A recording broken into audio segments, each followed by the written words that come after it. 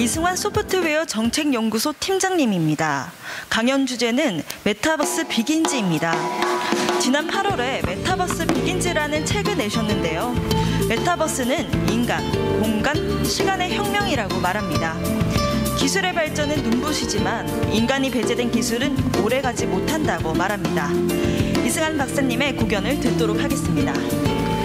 예, 안녕하세요. 소프트웨어 정책연구소 이승환입니다. 이게 오늘 굉장히 많은 세미나를 들으시고 이제 좀 딱 지치실 시간이고 제가 시계가 딱 보이니까요. 딱 맞춰서 잘 끝내도록 하겠습니다. 제 소개는 그냥 자료로 대체하도록 하고요. 네. 저희가 지금 전 세계 인구가 지금 79억 명이 살고 있습니다. 이 79억 명 중에서 지금 인터넷으로 연결되어 있는 사람들이 51억 명이거든요. 51억 명은 지금 연결되어 있는 거죠. 인터넷을 쓰고 있기 때문에. 근데 우리가 아시겠지만 인터넷으로 연결되어 있다는 뜻은 네트워크 위에 지금 우리가 데이터를 주고받는다는 뜻이잖아요. 그 데이터의 최소 단위가 비트고, 비트는 사실 0 아니면 1이니까 저거 존재만은 사실 독립적인 존재만은 아무것도 아니죠. 그냥 점이잖아요. 근데 저 점이 모여서 이제 선이 되죠. 우리가 텍스트를 전송을 할 수가 있고, 그리고 아날로그 음성을 디지털로 바꿀 수도 있습니다. 선이 모이면 면이 되죠. 우리는 사진을 주고받을 수도 있고 영상을 주고받을 수도 있습니다. 이게 지금 우리 지금까지 점과 선과 면이 지금 우리가 연결되어 있는 51억 명이 연결되어 있는 기본 구조거든요. 이것들을 유선으로 하느냐 아니면은 그 다음에 이동하면서 하느냐에 따라서 혁명이었죠. 우린 모두 다 지금 혁명이라고 알고 있습니다. 지금 전 세계에 점과 선과 면으로 이루어지는 웹사이트가 19억 개가 존재하고요. 그리고 우리는 지금 영상으로 유튜브로 23억 명이 보고 있고, 페이스북으로 30억 명, 그리고 인스타그램으로 12억 명이 지금 쓰고 있습니다. 저것 말고도 엄청나게 많죠. 점과 선으로 연결되어 있는 저런 방식들이요. 지금 우리가 논의하고자 하는 거는 이 점과 선과 면을 넘어서 그럼 그 다음은 어디냐라는 거죠. 이제 넥스트를 보고 있고 모두 다 거기에 지금 관심을 가지고 있는 게 바로 이 공간이죠. 면이 모이면 공간이 되거든요. 그래서 우리는 이 버추얼 스페이스라는 거에 지금 집중을 하고 있습니다. 넥스트 혁명의 격전지로 지금 여기를 보고 있는 거죠. 혁명의 근원지로. 지난 20년이 놀라웠다고 얘기를 했죠. 점과 선의 면 시대가 놀라웠는데 앞으로 다가올 20년이 이 공간에서 일어날 혁명들이 놀랍다는 거죠. 앞으로 SF 같다는 거죠.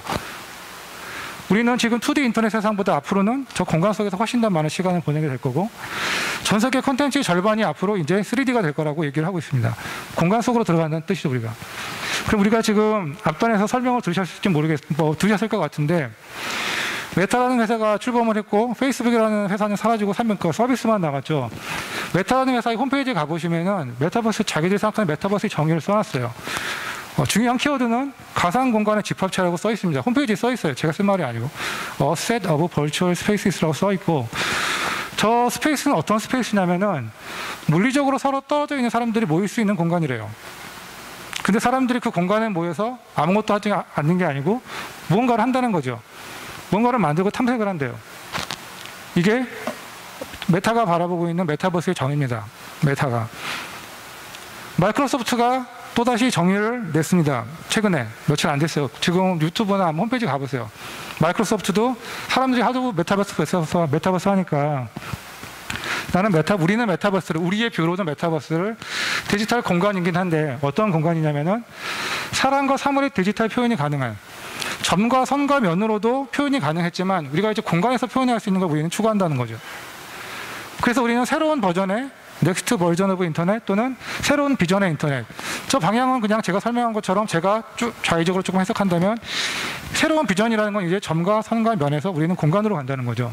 그래서 자신들의 플랫폼 중에서 가장 중요한 3가지 가치로 공존감을 느끼게 할 수 있는 것, 그리고 서로 떨어져 있는 사람들이 연결되게 만드는 것, 그리고 함께 경험을 할 수 있게 만드는 것. 저게 지금 저거랑 똑같잖아요. 말은 다르지만 결론적으로는 같습니다. 한 가지의 정의를 더 볼게요. 유니티 CEO가 조니티 텔러인데 유니티 CEO에게 물어봅니다. 메타버스는 도대체 뭔가요? 라고 물어보면은 가장 많은 최근 가상의 공간을 만들어 왔잖아요. 그렇죠? 다양한 사람들이 운영하는 공간 속이라는 게 가상 공간의 집합체잖아요. 서로 방문하며 살아간대요. 뭔가 같이 경험을 하고 있는 거죠.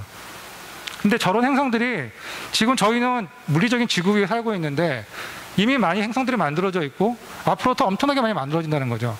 그래서 같은 의미로 맥락은 같습니다. 근데 근데 이거를 그냥 한마디로 디지털 우주라는 표현을 쓴 거죠. 그래서 이 세 가지 정의를 제 개인적이 아니라 이 메타라는 회사와 마이크로소프트와 유니티의 지금 메타버스의 최전선에 있는 기업들의 의견들을 좀 종합해 보면은 가상과 현실이 융합된 공간에서 한계 경계 없이 사람들이 모여들어서 서로 상호작용을 하면서 가치를 만들어내는 그런 세상, 디지털 우주라고 저는 지금 생각을 하고 있고요.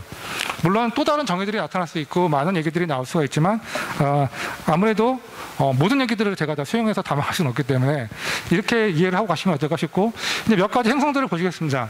여기서 이제 재밌는 일들이 생기는 거죠. 저희 하루가 이 수많은 행성들을 다 지나다닐 수도 있고 굉장히 많은 행성들을 돌아다니면서 하루를 마감할 수도 있는 거죠. 직방이라는 회사가 있습니다. 지금 옆쪽에 있는 강남역에 있는 건물에서 엄청나게 비싼 임대료를 내고 있다가 이제 오른쪽에 있는 메타폴리스로 출근을 하고 있죠. 근데 임대료를 내지 않고 오히려 임대료를 받고 있습니다. 가상의 30층 건물을 올렸죠. 저렇게 출근하면 로비가 있고 엘리베이터를 타고 올라갑니다.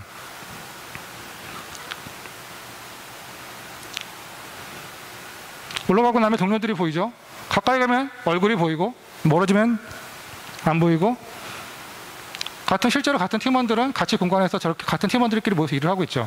실제로 지금 일어나고 있는 일이고, 모든 직원들은 이제 오프라인 건물로 출근하지 않습니다. 여기 회사에 입사를 하려면은 면접을 보러 여기를 가야 되죠. 근데 면접을 본 MZ세대들은 굉장히 좋아한다고 하죠. 입사 의지를 막 불태운다고 합니다. 회의실도 다 있고요. 메타라는 회사의 직원이 지금 전 세계에 6만 명이 넘습니다. 80개 도시에 넘게 있는데요. 메타가 지금 올해 6월 달에 영구재택 근무를 실시한다고 발표를 했죠. 그 전에. 그냥 재택이 아니라 영구재택 근무입니다. 그럼 이 사람들 앞으로 어디서 일하죠? 여태까지는 여기서 일했습니다. 점과 성과 면이 있는 이곳에서 일을 했는데 이제 호라이즌 워크룸스를 발표를 했고 여기서 일을 하겠다고 발표를 했죠. 워크룸스를 발표했고 인피니트 오피스라는 것도 이미 발표를 했죠. 공간에서 일할 수 있는 것들을 다 마련해 놓고 모든 것들을 다 지금 바꾸고 있는 거죠. 여러분이 만약에 메타버스로 출근한다면 출근하시겠습니까? 상당히 많은 부분들이 갈릴 수는 있겠지만 한 70%, 65%에 가까운 70%에 가까운 사람들이 메타버스에 출근을 원하고 있고, 한 가지 질문을 더 드려보면 평생 재택근무, 메타버스로 평생 재택근무를 하실 수가 있고 지금처럼 오프라인으로 출근해야 되는데 연봉을 대신에 3천만 원을 넘게 올려줍니다. 어떤 선택을 하시겠어요, 여러분? 또 많이 갈리시겠지만 사람들은, 굉장히 많은 사람들이 메타버스에서 평생 재택근무를 하는 게 3천만 원 이상의 가치가 있다고 판단하고 있는 거죠. 설문 결과는 그렇다는 뜻입니다. 그러니까 원하든 원하지 않든 직방에 있는 직원들은 모두 다 원해서 메타폴리스로 간 게 아니에요. 그리고 직원들이 원해서 메타폴리스로 가야 되는 경우도 생깁니다. 이제 앞으로 이번에 컴투스가 연말에 2,500명이 되는 전 직원들이 메타버스에서 일할 수 있는 공간을 만들겠다고 발표를 했죠. 이제 선보이겠죠. 메타버스가 일하는 공간입니다.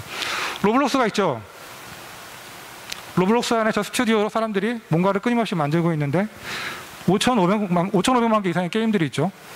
실제로 캐시 아웃을 하고 있습니다. 한 130억 명 정도가 실제로 돈을 벌고 있고, 뭔가를 만드는 사람은 한 800만 명. 저 편집기로 우리가 한글로 뭔가를 만들듯이 초등학생도 배우면 뭔가를 똑같이 만드는 거죠. 현실에서 수익이 연동이 되고 있기 때문에 예전에는 사이버 세상에서 내가 돈이 많아도 부자가 아니었는데 여기서는 캐시가 많으면, 사이버 머니가 많으면 현실에서도 부자예요. 예전에 이런 지능화된 도구도 없었고 현실과의 접점도 없었습니다. 게임은 그냥 게임이었거든요. 이제 그냥 게임이 아니거든요. 그래서 자꾸 말씀을 드리는 게 그냥 메타버스는 게임이다라는 게 아니라는 거죠. 또 다른 로블록스가 지금 안에서 저기 보시는 것처럼 무궁화 꽃이 피었습니다가 봐도 게임이 나왔는데 신나게 전 세계 사람들이 모여서 놀고 있죠.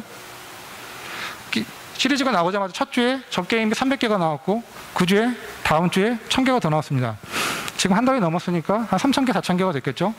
저 중에서 잘 만든 게임으로 누군가는 돈을 벌었을 거고, 사람들에게 창의적인 도구를 줬더니 얼마나 빠르게 다양하게 뭔가를 만들어낼 수 있는지 우리는 알 수 있어요. 이게 바로 메타버스 안에 있는 크리에이터 경제거든요. 지금 있는 회사에서 만약에 저런 사업안을 가지고 회의를 했다면 아직도 기획서를 가지고 회의를 하고 있겠죠, 아무래도. 제페토도 그런 세상이죠. 뭔가를 만들어낼 수 있습니다. 재밌게 놀기도 하고. 이 안에도 스튜디오가 있죠. 굉장히 유명한 분이 있죠. 렌즈라는 분이 있고, 그분이 제페토하고 한 영상을 잠깐 보여드릴게요. 안녕하세요. 저는 제페토 크리에이터로 활동하고 있는 렌즈라고 합니다. 처음 스튜디오 그러니까 오픈하고 나서 유저 입장으로서 자기가 생각만 했던, 상상만 했던 옷을 직접 만들어 볼 수 있는 기회가 있다는 거에 되게 흥미를 느껴가지고 시작하게 됐습니다. 그리고 뭐 수익도 발생한다는 그게 제일 컸죠. 네. 지금까지 총 판매량은 100만 개 이상 아이템을 판매하고 있고 월 매출액은 원 정도 됩니다. 네. 저는 그냥 평범한 학생이었고 그런데 전혀 3D와 관련된 전공자는 아니었어요. 이 안에서 살아가는데 이제 질문을 좀 바꿔야죠. 이 학생은 3D 전공도 안 했고 재미삼아서 만들었는데 아이디어로 실제로 어머니가 저걸 보고서 저게 돈이 될까라고 실제로 말씀을 했는데 지금 월 1,500만 원 이상을 벌고 있고 이제는 이 안에서 자기가 매니지먼트 오라고 하는 회사를 차렸습니다. 같이 일하는 사람이 15명이고 15명의 사람을 직원들을 거느리는 CEO가 됐어요. 제페토안에서 돈을 벌 수 있는 방법이 또 있습니다. 아바타를 만들어서 실시간 방송을 할 수 있는데 제가 메타버스 백인지라는 책을 썼기 때문에 이 책을 가지고서 세미나를 열 수가 있어요. 그러면 누군가는 와서 저에게 후원을 해줄 수도 있고 제가 그걸 받으면 현금으로 환전을 할 수도 있습니다. 그리고 들어올 때 입장료를 받을 수도 있죠. 커뮤니티를 제가 만들었기 때문에 돈을 벌 수 있는 방법이 또 생겼네요. 경제가 더 커지고 있습니다. 제페토로 아바타로 드라마를 만들기도 하고 드라마를 각색하기도 하고 그리고 자기들끼리 상황극을 하기도 하죠.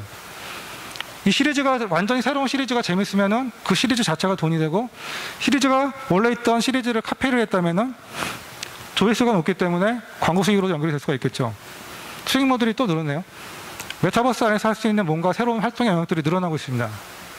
이제 메타버스 안에 로블록스 같이 제페토도 게임 스튜디오가 들어올 건데 게임을 만들어서 누군가 또 돈을 벌겠죠.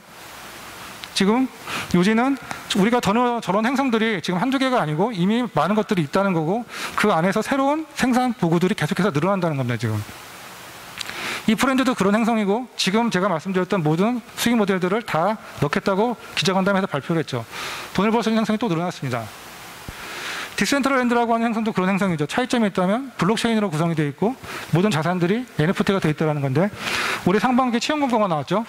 우리 카지노에서 일할 사람 실제로 사람이 채용돼서 일을 하고 있는데 그 사람은 집에서 잠을 자고 디센트럴랜드 카지노에 출근을 해서 일을 해야 됩니다. 그래서 저기서 월급 받고 그 돈으로 디센트럴랜드에서 쓰기도 하고 환전해서 현실에서 내가 원하는 걸 사기도 하고요. 현실과 가상의 경계가 사라졌죠. 이제 샌드박스도 그런 행성입니다. 저기 안에 있는 제가 땅을 사던 그 땅 위에서 건물을 짓던 아이템을 만들던 모두 다 NFT로 거래를 할 수가 있고 제가 만든 창작물들을 다 내 것이고 이게 진짜라고 원본 소유를 할 수가 있죠. 원본임을 증명할 수가 있죠. 이 안에도 똑같이 지금 제가 말씀드린 모든 플랫폼들 안에 생산의 도구들이 다 들어가 있죠. 이 안에서 일어나고 있는 직업들의 군인인데요. 누군가는 뭔가 크리에이션 하면서 돈을 벌고 있고 누군가는 플레이를 하면서 누군가는 디스커버리 하면서 누군가는 트랜잭션이나 커머스를 통해서 누군가는 커뮤니티를 통해서 저렇게 많은 직업들이 지금 일어나고 있습니다. 경제활동들의 형태거든요.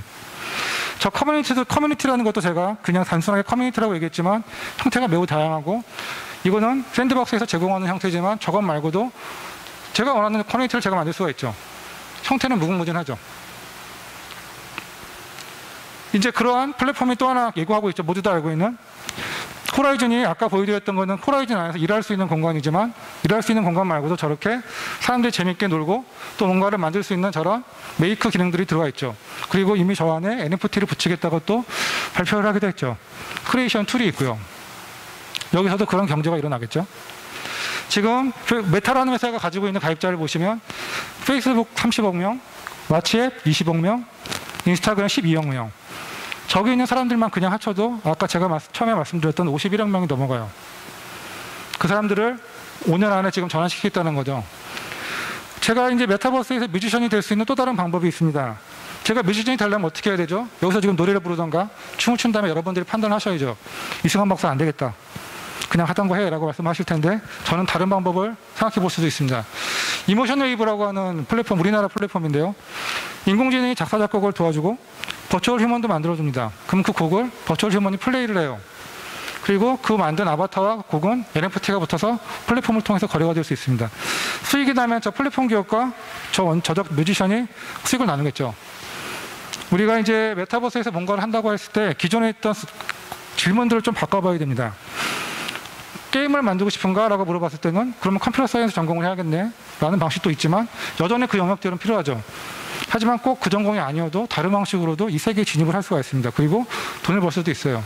그런 군들이 인간이 만들어낼 수 있는 창작의 영역이 너무 다양하기 때문에 그런 다양화된 영역들이 모듈화되고 하고 생산 플랫폼들로 지금 이어지고 있습니다.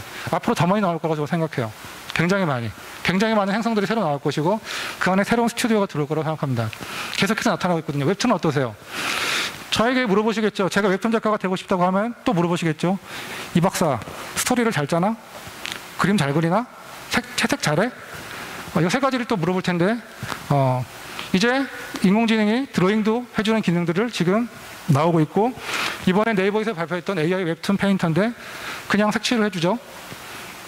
물론 저런 생성능의 도구들이 지금 아주 완성화되어 있다는 뜻은 아닙니다. 아직 더 많이 가야 되는 부분들이 있어요. 하지만 진행화되어 간다는 원칙은 변동이 없는 거죠.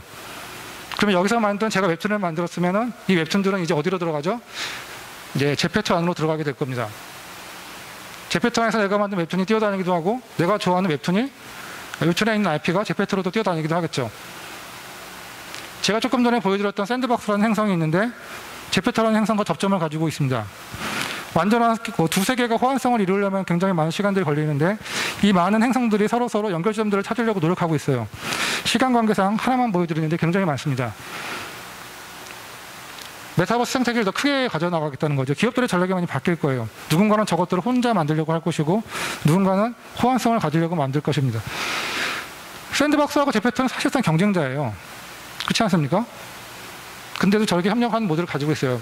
플랫폼 사업을 알고 있기 때문에 생태계를 먼저 키우려는 거죠. 이번엔 좀 특수한 행성으로 가보려고 하는데요. 제가 아까 보여드렸던 행성의 종류가 참 다양합니다. 지금까지는 B2C를 보여드렸는데 이제 B2B용도 있습니다. 구글의 웨이모가 자율주행 기업이죠. 오프로드를 5년간 2천만 킬로를 달렸습니다. 학습을 해야 되니까요. 비가 오나 바람이 오나 눈이 오나 열심히 달렸습니다. 근데 이번에 두 달 좀 넘었겠군요. 이제 시뮬레이션 시트라고 하는 자기들의 행성들이 있다고 발표를 했죠. 그 행성에서는 하루에 3,200만 킬로를 달리고 하루에 그리고 4만여 가지 교통 상황들을 시뮬레이션 할 수 있습니다. 저기도 똑같이 현실에 있는 물리법칙이 적용되는 가상의 공간이죠. 저 두 데이터를 결합해서 장단점이 명확하잖아요. 완전 인공 자율주행 으로 빨리 가게 되는 거죠. 메타버스를 활용하는 기업과 그렇지 않은 기업은 굉장히 큰 차이를 보이게 될 거예요. 아까도 서두에도 잠깐 언급이 나왔었는데 BMW와 옴니버스가 저런 공간을 현실에 있는 물리법칙이 적용되는 가상의 공간을 만드는 그런 저작 플랫폼이죠. BMW가 전 세계 공장이 31개가 있는데 모두 다 지금 버추얼 팩토리를 만들고 있고 목표는 생산성의 30%를 높이는 겁니다.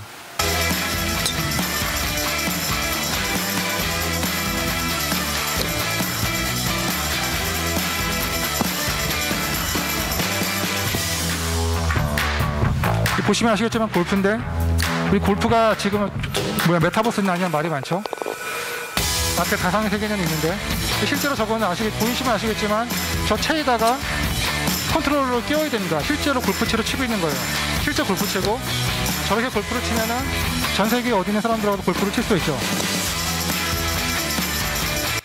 이번에 제가 이제 좀 쉬려고 낚시하러 왔습니다.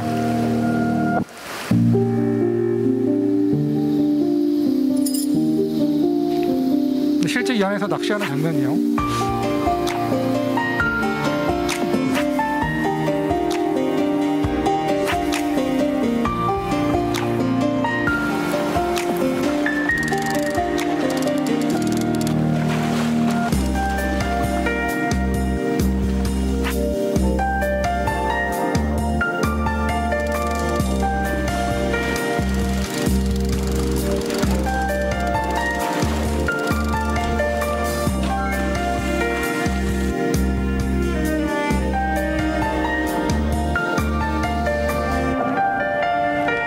우리나라 게임이고 보시는 낚시를 좋아하시는 분은 아시겠지만 저 안에 있는 모든 낚시터들이 다 우리나라의 명소의 낚시터들입니다. 굉장히 흥미로운 거는 낚시 게임인데 낚시에 관심이 없는 사람들이 더 많고 관심이 없는 사람들을 관심의 영역을 끌어들이는데 굉장히 중요한 거죠. 그리고 두 번째는 우리나라 게임인데 유저의 99%가 해외 사용자들입니다. 전 세계 매출의 전부 다 99%가 해외에서 발생하고 있어요. 우리나라의 자연을 알리면서 수익도 창출하고 있고 여기서 낚시를 가장 많이 하신 분, 즐겁게 낚시를 많이 하신 분이 과거의 용어로 치매, 지금은 신경인지장애를 가지신 영국의 노인분이십니다. 여기서 힐링을 하시는 거죠. 우리가 메타버스 하나를 잘 만들었을 때 굉장히 많은 효과들을 누릴 수가 있습니다. 메타버스로 우리가 소원을 이룰 수도 있을까요? 굉장히 작년에 주목받았던 너를 만났다가 있었죠. 불가능한 상상을 메타버스에서는 할 수 있습니다. 어떻게 사별한 딸을 만나지? 현실에서는 안 되는데 메타버스에서 만날 수 있죠. 저 몰입되는 공간 속에서 XR이라는 기술로 엄마가 딸을 만나게 됩니다. 몰입되는 공간을 통해서. 그리고 딸에 대한 모든 정보를 제작진에게 남겨주죠. 딸에 대한 점과 성과 면에 대한 모든 자료를 줍니다. 그러면 딸이 그 데이터가 인공지능 학습을 해서 땅에 저 버추얼 휴먼으로 태어나게 되고, 저 딸은 엄마와 함께 얘기를 할 수가 있죠. 엄마가 물어보면 대답을 하고, 그리고 보시는 저 햅틱 글로브로 딸을 만지면 딸이 있다는 감각을 느낄 수가 있습니다. 요즘에는 우리는 이제 메타버스 안에서 어떤 인간도 만들 수 있다는 뜻이고, 나와 똑같은 인간, 완전히 새로운 인간, 어떤 공간도 만들 수가 있습니다. 현실에 있는 몰입법칙이 적용되는 똑같은 공간, 그리고 완전히 새로운 공간. 그럼 시간을 과거로 잠깐 돌아가서 그때 어떤 사람도 좀 만나볼 수도 있고, 시뮬레이션을 통해서 가까운 미래를 예측해 볼 수도 있죠. 이게 바로 저 코어 기술들, 우리들이 보고 있는 XR과 데이터 테크놀로지와 네트워크와 인공지능의 핵심 기능들이 결합돼서 만드는 시공간을 초월한 경험인 거죠. 우리가 지금 저런 기술들을 만나고 있는데, 저런 기술들이 보시면은 다 있던 기술입니다. 저기서 옛날에 없던 것들이 있었나요? 근데 지금 우리가 계속해서 얘기하는 게 뭐냐면은 옛날에 있던 가상이랑 똑같다는 거예요, 자꾸. 근데 똑같습니까? 그렇지 않아요. 버추얼 휴먼을 보면 자꾸 아담 얘기를 하거든요.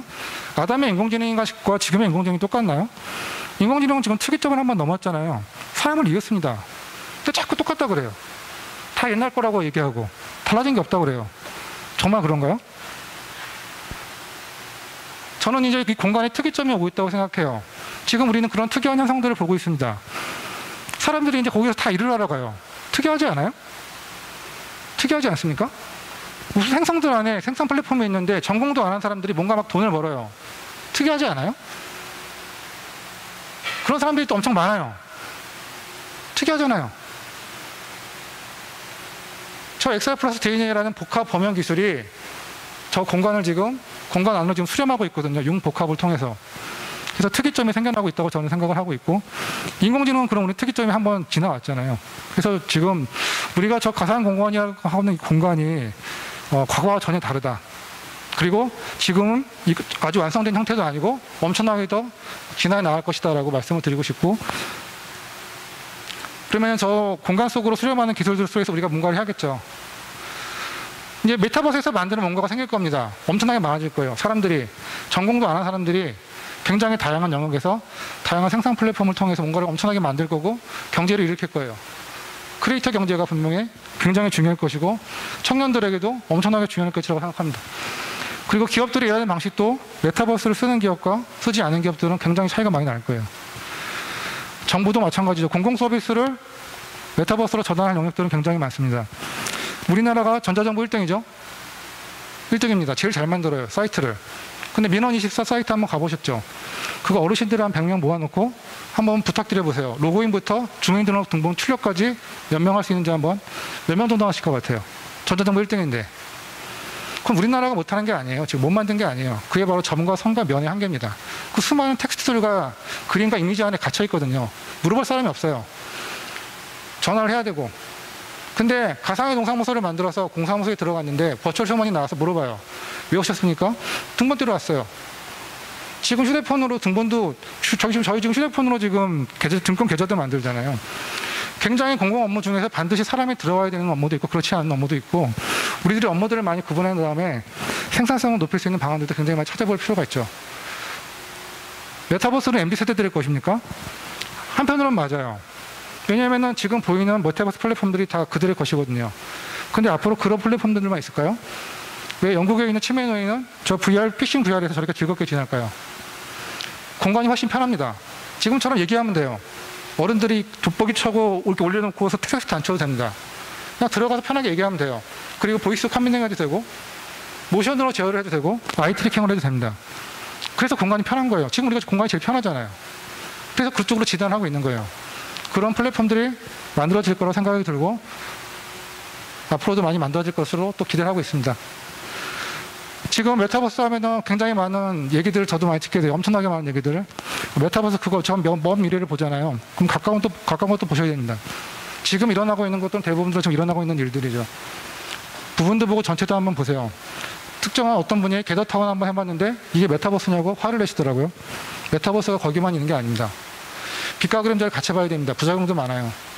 그리고 혼자서 하시기보다도 굉장히 많은 것들을 저 XR 플러스 DNA를 융합해서 잘 만들어야지 굉장히 고도화된 메타버스를 만들 수 있는데 혼자 하기가 쉽지 않아요. 함께 멀리 가는 방법을 찾아봐야 됩니다. 그래서 지금 메타버스 얼라이언스가 있는 거죠. 네, 이게 마지막인데요. 딱 2부만 더 쓰겠습니다. 이게 메타버스가 1992년도에 스노우 크래시라는 소설에서 나왔다고 엄청나게 많이 들으셨죠? 그 말에서 어원이 그렇다고 했잖아요. 그럼 그전에는 메타버스가 없었습니까? 그런 말이 그때 처음 나왔으니까요. 말은 없었죠. 하지만 메타버스라는 말 쓰지 않았죠. 이게 1800년도에 만들어졌던 파노라마라는 건데요. 저 원통형 건물 안에 사람이 들어가게 되면은 새로운 세상이 지금 이런 큰 원통형 건물 안에 보면 벽면에 새로운 세상이 보이는 겁니다. 당시에는 사람들이 멀리 갈 수가 없었어요. 그래서 저 파노라마를 통해서 새로운 세상을 보여줬죠. 그래서 이걸 보고서 찰스 디킨슨이 얘기를 합니다. 이렇게 새로운 방법들, 국민들에게 이런 새로운 경험을 해줄 수 있게 해주는 것은 매우 중요하다. 매우 바람직하다. 그리고 그것들을 경험할 수 있는 사람이 특권층이 아니라 모든 국민이라는 거죠. 그들에게 이런 메타버스를 보여줬을 때 우리는 세상 너머에 새로운 세상이 있다는 것을 알려주기도 하고요. 그리고 사람들을 성찰하게도 만듭니다. 정보를 주기도 하고 상대방을 공감하기도 하고 새로운 흥미를 보일 영역들을 찾는 거죠. 내가 지금 뭔가 할 수 없을까? 이 답답한 이 방구석 일렬에서 벗어나서 저 세계 안에서는 다른 기회가 없을까? 나는 크리에이터가 될 수 없을까? 우리가 메타버스를 잘 만들면 모두에게 저는 이룰 수 있을 거라고 생각이 들고 아직 가야 될 길이 멀기 때문에 다 같이 좋은 메타버스를 만들었으면 좋겠습니다. 예, 감사합니다.